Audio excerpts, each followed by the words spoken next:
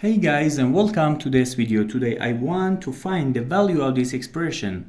We have here 4 times parentheses 2 plus 3 plus 8 divided by 2. According to the rules of mathematics PEMDAS, we must solve this expression in this way. First parentheses, then exponent, then multiplication and division, and then addition and subtraction.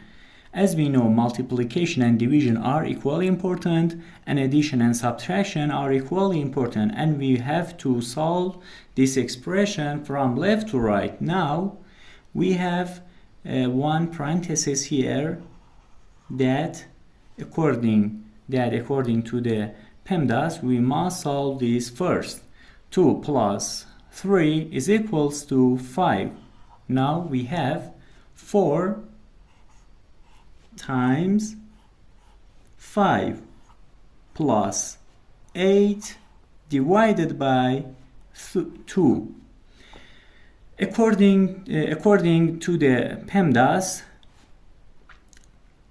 we have here one multiplication, one addition, and one division. As we know, multiplication and division are equally important, and we must solve this expression from left to right. Now we have here 4 times 5, that is equals to 20, and now we must solve this division, not this addition. 8 divided by 2 is equals to 4.